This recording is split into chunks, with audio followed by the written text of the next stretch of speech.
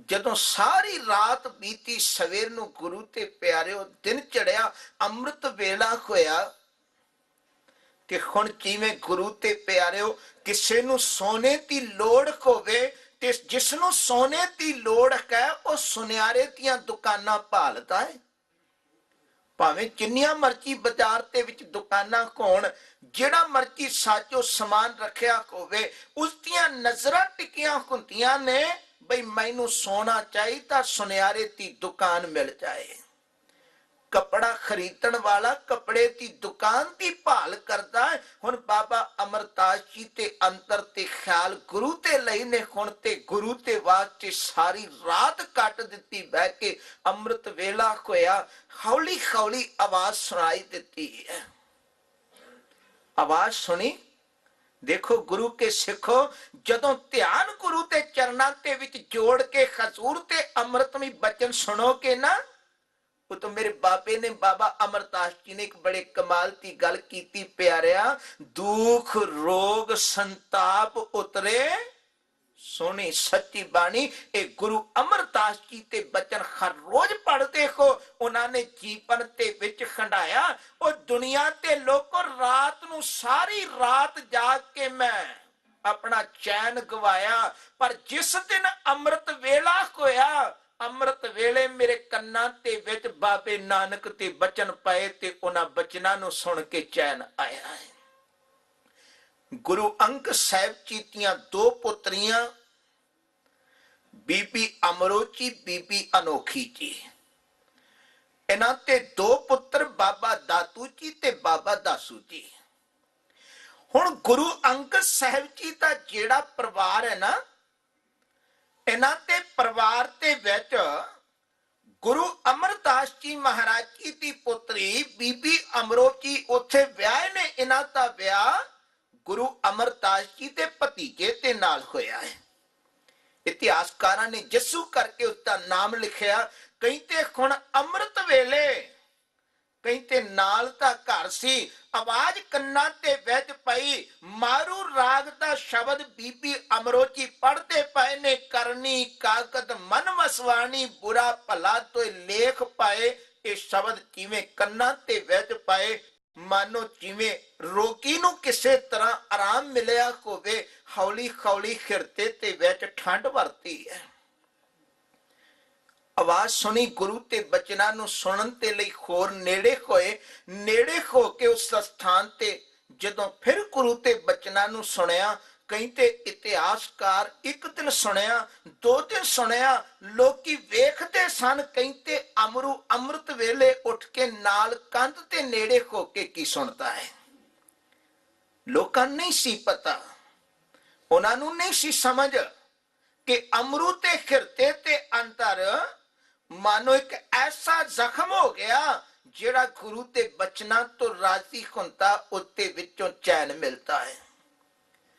ਸਹਿਜ ਸੁਭਾਏ ਇੱਕ ਦਿਨ ਬੀਬੀ ਅਮਰੋਚੀ ਤੇ ਕੋਲ ਪਹੁੰਚ ਗਏ। ਰਿਸ਼ਤਾ ਸੀ ਨੂੰਹ ਦਾ ਸਹੁਰੇ ਦਾ। ਸਹਿਜ ਸੁਭਾਏ ਉਸ ਸਥਾਨ ਤੇ ਪਹੁੰਚ ਕੇ ਗੱਲ ਕੀਤੀ। ਕਹਿਣ ਲੱਗੇ, ਅਮਰੋ ਤੇਰਾ ਨਾਮ ਵੀ ਤੇਰੇ ਪਿਤਾ ਨੇ ਅਮਰੋ ਰੱਖਿਆ। ਕਹਿੰਦੇ ਮੈਨੂੰ ਵੀ ਲੋਕੀ ਅਮਰੂ ਹੀ ਕਹਿੰਦੇ ਨੇ, ਸੰਸਾਰ ਦੇ ਵਿੱਚ ਨਾਮ ਤੇ ਇੱਕੋ ਹੀ ਹੈ, ਪਰ ਤੇਰਾ ਨਾਮ ਅਮਰ ਹੈ ਤੇ ਮੇਰਾ ਨਾਮ ਵੀ ਅਮਰ ਹੈ। ਪਰ ਇੱਕ ਬੇਨਤੀ ਕਰਾਂ, ਬਈ ਤੂੰ ਤੇ ਇਹਨਾਂ ਬਚਨਾਂ ਨੂੰ ਪੜ ਕੇ ਅਮਰ ਹੋ ਗਈਆਂ। ਕਹਿੰਦੇ ਮੈਂ ਹੁਣ ਵੀ ਭਟਕਦਾ ਪਿਆ, 62 ਸਾਲ ਦੀ ਉਮਰ ਬੀਤ ਗਈ, ਹੁਣ ਤੱਕ ਮੈਂ ਅਮਰ ਨਹੀਂ ਹੋਇਆ। ਕਹਿੰਦੇ ਨਾਮ ਤੇ ਅਮਰੂ ਜ਼ਰੂਰ ਦੁਨੀਆ ਤੇ ਵਿੱਚ ਪ੍ਰਗਟ ਹੋ ਗਿਆ। ਕਹਿੰਦੇ ਪਰ ਅਮਰਤਾ ਵਾਲੀ ਜੀਵਨ ਤੇ ਵਿੱਚ ਕੋਈ ਗੱਲ ਨਹੀਂ। ਹੁਣ ਵੀ ਦਰ ਦਰ ਤੇ ਹਿਰਦਾ ਭਟਕਦਾ ਪਿਆ, ਮੈਨੂੰ ਵੀ ਕੋਈ ਜੁਗਤੀ ਦੱਸ ਦੇ, ਮੇਰਾ ਮਨ ਵੀ ਅਮਰ ਹੋ ਜਾਏ। ਤੇ ਸਹਿਜ ਸੁਭਾਏ ਬੀਬੀ ਅਮਰੋਚੀ ਕਹਿਣ ਲੱਗੇ, ਬਈ ਤੁਸੀਂ ਗੱਲ ਸੁਣੋ, ਜਿਹੜੇ ਬਚਨਾਂ ਦੀ ਗੱਲ ਕਰਦੇ ਹੋ, ਇਹ ਬਚਨ ਗੁਰੂ ਨਾਨਕ ਸਾਹਿਬ ਜੀ ਦੇ ਨੇ। ਤੇ ਗੁਰੂ ਨਾਨਕ ਸਾਹਿਬ ਜੀ ਦੀ ਗੱਦੀ ਤੇ ਮੇਰੇ ਪਿਤਾ ਜੀ ਗੁਰੂ ਅੰਗਦ ਸਾਹਿਬ ਜੀ ਬੈਠੇ ਹੋਏ ਨੇ। ਕਹਿੰਦੇ ਪੁੱਤਰੀ ਇੱਕ ਗੱਲ ਕਰ, ਤੂੰ ਮੈਨੂੰ ਉਹਨਾਂ ਤੇ ਕੋਲ ਲੈ ਕੇ ਚੱਲ ਤੇ ਕਿਸੇ ਵੀ ਤਰ੍ਹਾਂ ਮੇਰਾ ਮੇਲ ਉਹਨਾਂ ਤੇ ਨਾਲ ਕਰਾ ਦੇ, ਮੇਰਾ ਮਿਲਾਪ ਹੋ ਜਾਏ। ਤੇ ਬੀਬੀ ਅਮਰੋ ਜੀ ਕਹਿਣ ਲੱਗੇ ਪਿਤਾ ਜੀ ਗੱਲ ਸੁਣੋ, ਤੁਹਾਨੂੰ ਬੇਨਤੀ ਕਰਾਂ ਬਈ ਤੁਸੀਂ ਕਹਿੰਦੇ ਹੋ ਮੇਲ ਕਰਾ ਦਿਆ, ਤੁਸੀਂ ਤੇ ਉਹਨਾਂ ਨੂੰ ਮਿਲੇ ਹੋ, ਤੁਹਾਡਾ ਤੇ ਪਹਿਲਾਂ ਮੇਲ ਹੋਇਆ ਹੈ, ਆਪਸ ਦੇ ਵਿੱਚ ਮਿਲੇ ਹੋ। ਕਹਿਣ ਲੱਗੇ ਪੁੱਤਰੀ ਮੇਲ ਕਦੋਂ ਹੋਇਆ? ਕਹਿੰਦੇ ਜਦੋਂ ਤੁਸੀਂ ਜੰਜ ਤੇ ਵਿੱਚ ਗਏ ਸੀ ਤੇ ਕੁੜਮਾ ਦਾ ਮੇਲ ਹੋਇਆ ਸੀ, ਕਹਿੰਦੇ ਉਦੋਂ ਪਿਤਾ ਜੀ ਤੁਹਾਨੂੰ ਗਲਵਕੜੀ ਪਾ ਕੇ ਮਿਲੇ ਸੀ, ਮੇਲ ਹੋਇਆ ਸੀ। ਕਹਿੰਦੇ ਬੱਚੀਏ ਉਹ ਮੇਲ ਤੇ ਕੁੜਮਾ ਵਾਲਾ ਹੋਇਆ ਸੀ ਨਾ, ਅੱਜ ਮੈਂ ਕੁੜਮਾ ਵਾਲੇ ਮੇਲ ਤੇ ਲਈ ਆਗਿਆ ਨਹੀਂ ਮੰਗਦਾ, ਅੱਜ ਤੇ ਮੈਂ ਬੇਨਤੀ ਕਰਦਾ ਮੈਨੂੰ ਗੁਰੂ ਤੇ ਨਾਲ ਤੂੰ ਮੇਲ ਕਰਾ ਦੇ।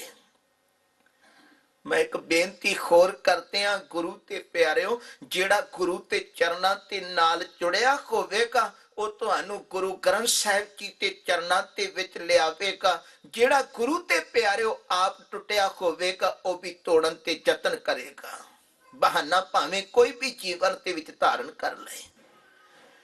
ਬੀਬੀ ਅਮਰੋ ਜੀ ਨੇ ਪਰਿਵਾਰ ਤੋਂ ਆਗਿਆ ਲਈ, ਆਗਿਆ ਲੈ ਕੇ ਚੱਲ ਪਏ। ਖਡੂਰ ਸਾਹਿਬ ਦੀ ਧਰਤੀ ਤੇ ਪਹੁੰਚੇ। ਮੈਂ ਇੱਕ ਬੇਨਤੀ ਕਰਾਂਗਾ ਗੁਰੂ ਤੇ ਪਿਆਰਿਓ, ਇੱਥੇ ਥੋੜਾ ਕੁ ਧਿਆਨ ਰੱਖਿਓ। ਖਡੂਰ ਸਾਹਿਬ ਦੀ ਧਰਤੀ ਤੇ ਬੀਬੀ ਅਮਰੋ ਜੀ ਪਹੁੰਚੇ, ਪਿਤਾ ਗੁਰੂ ਅੰਗਦ ਸਾਹਿਬ ਜੀ ਨੂੰ ਮਿਲੇ। ਮਿਲ ਕੇ ਉਸ ਸਥਾਨ ਤੇ ਬਚਨ ਬਿਲਾਸ ਹੋਏ। ਗੁਰੂ ਅਮਰਦਾਸ ਜੀ ਮਹਾਰਾਜ ਜੀ ਤੇ ਪਰਥਾਏ ਗੁਰੂ ਅੰਗਦ ਸਾਹਿਬ ਜੀ ਕਹਿਣ ਲੱਗੇ ਭਲੀਏ ਜਿਹੜਾ ਥਾਂ ਥਾਂ ਤੇ ਹੁਣ ਤੱਕ ਭਟਕਦਾ ਸੀ ਉਹ ਤੇਰਾ ਲੜ ਫੜ ਕੇ ਇੱਥੇ ਤੱਕ ਆਇਆ ਸੀ, ਉਸਨੂੰ ਬਾਹਰ ਹੀ ਛੱਡ ਆਈ। ਕਹਿੰਦੇ ਨਾਲ ਅੰਤਰ ਲਿਆਉਂਦੀ ਬਈ ਉਹ ਤੇ ਭਾਵਨਾ ਲੈ ਕੇ ਬਾਹਰ ਬੈਠਾ ਹੈ। ਕਹਿੰਦੇ ਹੁਣ ਜਾ ਉਸਨੂੰ ਵੀ ਅੰਤਰ ਲਿਆ ਜਿਸਨੂੰ ਨਾਲ ਲੈ ਕੇ ਆਈ ਹੈ। ਅੰਤਰ ਲਿਆਏ। ਅੰਤਰ ਲਿਆ ਕੇ ਜਦੋਂ ਗੁਰਤੇਗ ਪਿਤਾ ਗੁਰੂ ਅੰਗਦ ਸਾਹਿਬ ਜੀ ਕਹਿੰਦੇ ਆਪਣੀ ਛਾਤੀ ਤੇ ਨਾਲ ਲਾਉਣ ਲਈ ਅੱਗੇ ਵਧੇ, ਗਲਵਕੜੀ ਪਾਉਣ ਤੇ ਲਈ ਬਾਬਾ ਅਮਰਦਾਸ ਜੀ ਨੇ ਹੱਥ ਜੋੜ ਲਏ। 62 ਸਾਲ ਦੀ ਉਮਰ ਗੁਰੂ ਅਮਰਦਾਸ ਜੀ ਮਹਾਰਾਜ ਜੀ ਦੀ ਉਦੋਂ ਸੀ ਜਦੋਂ ਗੁਰੂ ਤੇ ਚਰਨਾਂ ਤੇ ਵਿੱਚ ਖਡੂਰ ਸਾਹਿਬ ਗੁਰੂ ਅੰਗਦ ਸਾਹਿਬ ਜੀ ਦੀ ਸ਼ਰਨ ਤੇ ਵਿੱਚ ਆਏ।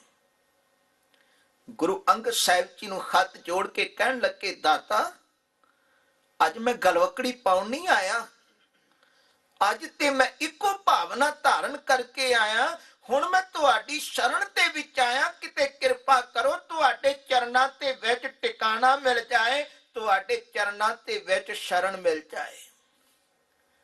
ਮੈਂ ਬੇਨਤੀ ਕਰਦਾ ਗੁਰੂ ਤੇ ਪਿਆਰਿਓ, ਕਈ ਵਾਰ ਅਸੀਂ ਜਦੋਂ ਵਿਚਾਰ ਕਰਦੇ ਹਾਂ ਭਲਿਓ ਤੁਸੀਂ ਗੁਰੂ ਵਾਲੇ ਬਣ ਜਾਓ, ਗੁਰੂ ਨੂੰ ਧਾਰਨ ਕਰ ਲਓ, ਬਈ ਤੁਸੀਂ ਗੁਰੂ ਦੀ ਸ਼ਰਨ ਤੇ ਵਿੱਚ ਆ ਜਾਓ। ਸਹਿਜ ਸੁਭਾਏ ਜ਼ੁਬਾਨ ਤੇ ਇੱਕ ਸ਼ਬਦ ਹੁੰਦਾ ਹੈ, ਭਾਈ ਸਾਹਿਬ ਜੀ ਸਾਡੀ ਉਮਰ ਤੇ ਐਨੀ ਬੀਤ ਗਈ, ਹੁਣ ਕੀ ਕਰਨਾ ਗੁਰੂ ਤੇ ਲੜ ਲੱਗ ਕੇ।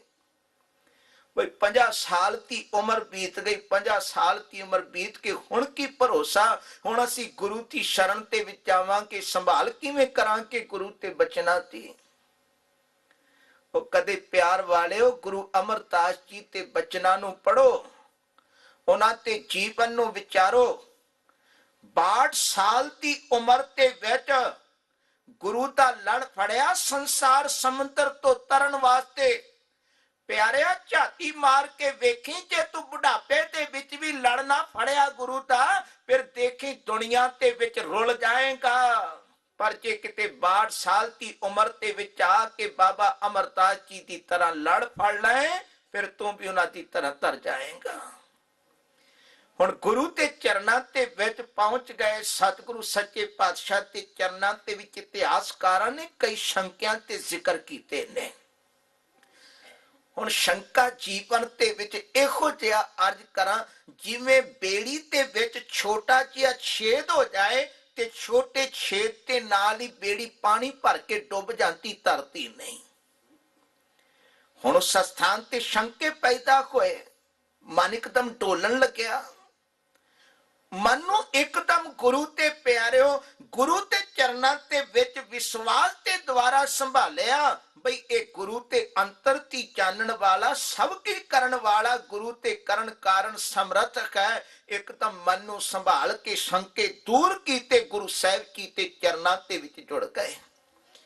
ਹੁਣ ਗੁਰੂ ਸਾਹਿਬ ਜੀ ਦੇ ਚਰਨਾਂ ਦੇ ਵਿੱਚ ਜੁੜ ਕੇ ਗੁਰੂ ਘਰ ਦੀ ਮਰਿਆਦਾ ਨੂੰ ਤੱਕਿਆ, ਸਤਿਗੁਰੂ ਸੱਚੇ ਪਾਤਸ਼ਾਹ ਦੇ ਜੀਵਨ ਨੂੰ ਪੜਿਆ, ਗੁਰੂ ਦੇ ਚਰਨਾਂ ਦੇ ਵਿੱਚ ਰੋਜ਼ਾਨਾ